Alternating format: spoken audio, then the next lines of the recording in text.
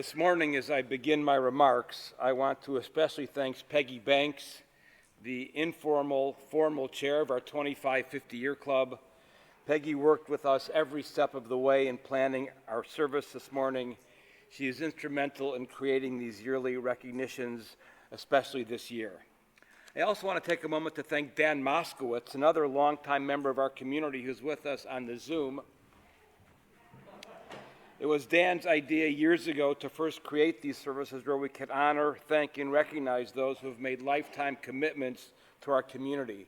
So Dan, thank you. Micah surely is the composite of those who stick around and whose presence, participation, and leadership serves to form who we are. I have looked forward to this service for a long time. And in these remarks, I had long planned to reflect on Micah at 60, our successes, our challenges, who we are, and what lies ahead. Anniversaries are, after a time both to celebrate as well as take stock. And those remarks will have to wait for another time. This, after all, is Temple Micah. And if there's one thing that we take seriously, it is engaging with the world around us. We know this and we see this in so many ways. This is found in our name, Micah, deliberately chosen for the great text on the wall above. It begins in the corner, V'chitetu charvotehem. You can only see it right there if you're sitting in the right place, where Phil and Sarah are sitting right now. I sat there just 2 weeks ago looking at those two words before I gave my remarks on the situation we're in, my first remarks at that point on the situation we're in. I was locked in on those words as I sat next to Louise as the service flowed through me. But the entire text wraps around the wall and comes right down to here. V'chitetu charvoteim li'tim, v'chanitotehem lemazmerot, lo yisa'u goy el goy cherev v'lo yilmadun od milchama, v'yeshu ish tachat gafno v'tachat einato, they shall beat their swords into plowshares, their spears into pruning hooks. Nation shall not lift up sword against nation. They shall neither learn war anymore. But every family shall sit under its own vine and fig tree, with no one to disturb them. For just one more historic example, we are a congregation which, according to at least some accounts, held its first Shabbat service in 1963 in the wake of the assassination of President John Kennedy. Speaking to the challenges of the outside world is in our DNA. So this morning, the fourth Shabbat since Simchat Torah 5784, we remain, as Yehuda Halevi wrote from Spain 1,000 years ago, Libi b'mizrach v'ani b'sof ha'ma'arav, my heart is in the east, and I am here at the end of the west. I also recognize that we have children here this morning. My remarks will therefore be much briefer than they otherwise might be, and I attempt to be guided by the great rabbinic principle of kavod hatzibur, doing honor to the assembled congregation before whom I am standing. There are two situations we must realize in this moment: the war in Israel and the resurgence of antisemitism. Number one, the war in Israel. First, I fully support Israel in this war. I believe it to be actually an existential war for the survival of the state. By that I mean, when the war ends, the residents of the border communities in the south that were overrun by Hamas must feel fully safe in returning and rebuilding their communities. If the result of this war is an effective redrawing of the border with those communities abandoned, no one willing to live there, Israel as we know it will no longer exist. And I do not mean simply geographically, with borders implicitly, if not explicitly redrawn. It will mean far more, that the country is in a constant state of existential uncertainty. This is unthinkable. Having said this, I also fully support a humanitarian pause that in a real and structured way helps non-combatant, innocent Gaza civilians to leave the area safely. I also believe that all the hostages must be returned. I do not condition the humanitarian pause on the hostages, even as it might be a sensible negotiating position. This is, I think, where the international community must weigh in heavily, aggressively, not just President Biden, not just the United States. Every decent law-abiding, law-respecting community and country around the entire world must weigh in seriously with both sides. Such a pause cannot simply be about rearming Hamas. It must be about saving the innocent. We must always remember especially on this Shabbat,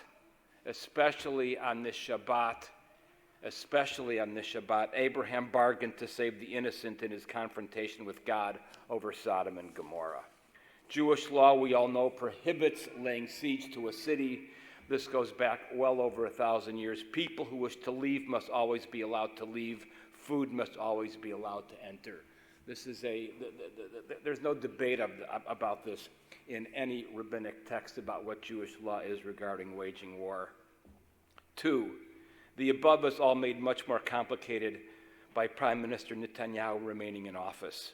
Israel is in the horrible position of fighting a just war, a war of self-defense, and in these hazardous, dangerous times, Israel is led by a person that no one can trust. No one can trust.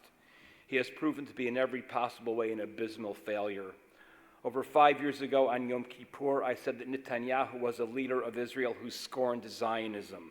I was right then, and am so sadly again proven right now. He cares not one iota for the Jewish people or for the country he purportedly leads. He cares for nothing but saving his own skin. How can he be trusted with anything? He must go. And I strongly support any movement in Israel to oust him from office right now. 3, finally and most difficult, can Israel win this war in the way their language suggests? Can Hamas really be destroyed?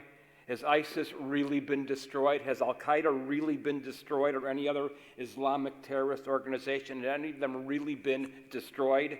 Defeated is different than destroyed.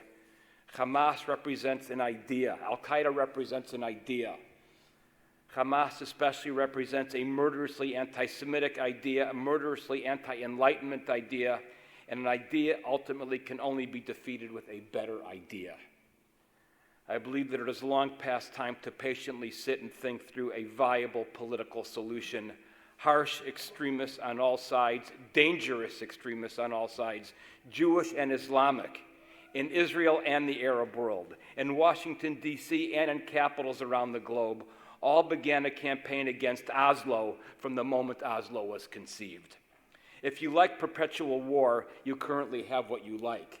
If you prefer peace, it is time to get real and to silence the naysayers on all sides who, for whatever reason, do everything in their considerable power to corrode the possibility of peace between Israel and the Palestinians.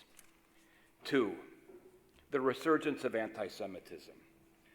I am beyond stunned. I am long beyond stunned. Anti-Semitism has become what I now call the must-go-to playground of this era's useful idiots. An expression that I'd like better were the idiots not so dangerous. Anti-Semitism and anti-Zionism are siblings. They are siblings. They're flip side of the same coin. Anti-Semitism is hatred for Jews scattered around the diaspora. Anti-Zionism is hatred for Jews returned to our historic homeland and forming a nation state. Imagine a Jewish Hebrew-speaking country, and it is hated by the so-called intellectual left. There is so much to say here, but this can wait for another time. Rabbi Crawley added for me this week, it is disdain and hatred of Jewish power. It is a belief in a ridiculous myth, lies about Jewish power. Jews controlled the world banks, or somehow either all Rothschild, or a Zionist lobby controls American foreign policy. Anti-Semites love conspiracy theories about Jews. And a story. A few years ago, I was visiting in a Micah home for a social evening. The hosts and Louise and I were the only Micah folks at this gathering. There were neighbors and other friends gathered in their home. The gathering was during the time of a previous either Israel-Hamas war or an Israel-Hezbollah war. I can't remember. I can remember the incident. I cannot remember the year. It was not a good time, and there were the expected articles about Israel overreacting in proportionality. By the way, I find the concept of proportionality morally repugnant. As if ratios exist anywhere, that once so many on one side are killed, then so many on the other side are allowed to be killed. It's an unbelievable concept. But I was sitting politely at the dinner table as the conversation pursued greater and greater judgmental vehemence against Israel. I made a couple of comments trying to show the larger picture.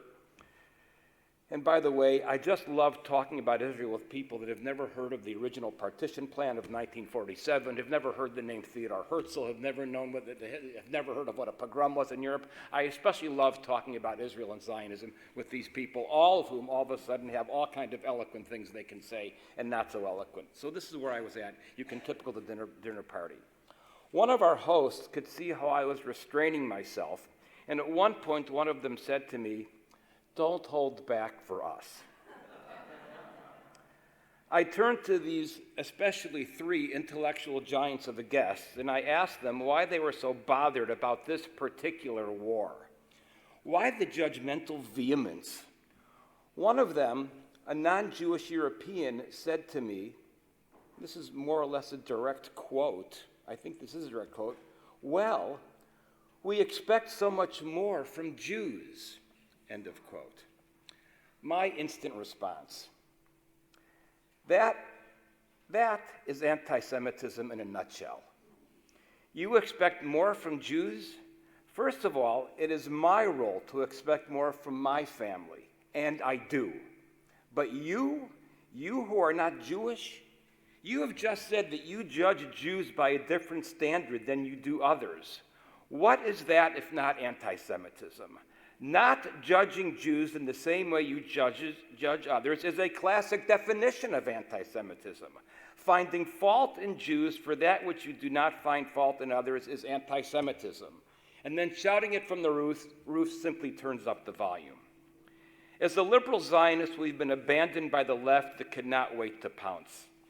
On October 8th, the day after the attack, Louise and I looked on in horror at the pro-Palestinian, anti-Israel, anti-Zionist, anti-Semitic celebration in Center City, Philadelphia.